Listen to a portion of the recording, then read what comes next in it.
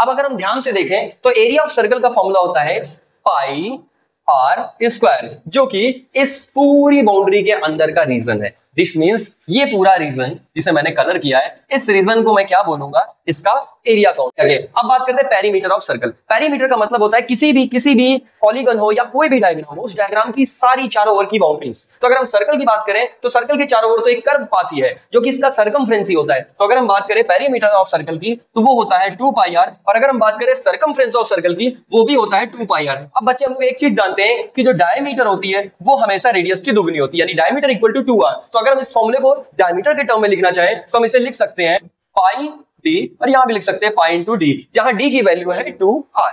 अब बच्चे ध्यान दीजिए, हमारे पास दिया है area of semi circle. Semi circle एक सर्कल को बीच से काट के यानी हाफ करके बनाया जाता है। मींस किसी सर्कल को अगर उसकी डायमीटर से हाफ कर दें, कहां से, डायमीटर से अगर हाफ करते हैं तो वो एक सेमी सर्कल बनता है। सेमी सर्कल की अगर हम एरिया की बात करें, क्योंकि ये सर्कल का हाफ है, इसका मतलब इसका एरिया भी कितना हो जाएगा, 1/2 पाई आर स्क्वायर। अब अगर ध्यान से देखो बच्चे तो इसका सर्कमफ्रेंस और इसके पेरीमीटर में डिफरेंस है, क्योंकि सर्कमफ्रेंस जो होता है वो एक कर्व पाथ होता है, और अगर हम पेरीमीटर की बात करें तो पेरीमीटर में कर्व पाथ भी आ सकता है, स्ट्रेट लाइन भी आ सकती है। पेरीमीटर का मतलब होता है आपकी चारों ओर की हर तरफ से बाउंड्रीज, उसे हम पेरीमीटर कहते हैं। तो यहां पर अगर आप ध्यान से देखो तो सर्कमफ्रेंस सिर्फ हमारा इतना पार्ट होगा जो कि कर्व्ड है। इस कर्व पाथ को आप अगर ध्यान से देखो तो हमने पढ़ा था कि सर्कल का पूरा फुल कर्व पाथ होता है 2 पाई आर। तो फिर अगर हम सेमी सर्कल के कर्व पाथ की बात करेंगे तो सेमी सर्कल का कर्व पाथ होता है हमारा पाई आर। कितना हो जाएगा बच्चे, 2 पाई आर का आधा, दैट इज पाई आर। लेकिन अगर हम इसी जगह पे पेरीमीटर की बात करें तो बच्चे ये पाई आर प्लस ये आर प्लस ये आर मतलब 2 आर। तो अगर आप किसी भी सेमी सर्कल का आप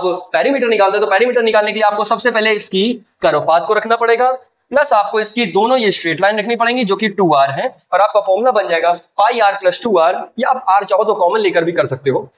थर्ड डायग्राम जो हमारा आता है वो आता है क्वार्टर सर्कल का, और क्वार्टर सर्कल क्योंकि किसी भी एरिया का 1/4 पार्ट होता है, इट मींस क्वार्टर सर्कल जो हमारा बनेगा वो किसी भी सर्कल के एरिया का 1/4 होगा। तो अगर सर्कल का एरिया पाई आर स्क्वायर होता है तो हमारा क्वार्टर सर्कल का एरिया हो जाएगा 1/4 पाई आर स्क्वायर। अब अगर हम इसकी सर्कमफ्रेंस की बात करें तो जनरली एक सर्कल की सर्कमफ्रेंस होती है 2 पाई आर। कितनी होती है बच्चे, 2 पाई आर। और अगर हम सर्कमफ्रेंस की बात करें क्वार्टर सर्कल के तो ये एक सर्कल का 1/4 पार्ट है, तो हम 2 पाई आर का 1/4 पार्ट करेंगे, और जब आप 2 पाई आर का 1/4 पार्ट करते हो तो वो बनता है पाई आर बाई 2। तो अगर हम सर्कमफ्रेंस देखेंगे इसकी तो वो बन जाएगी पाई आर अपॉन 2।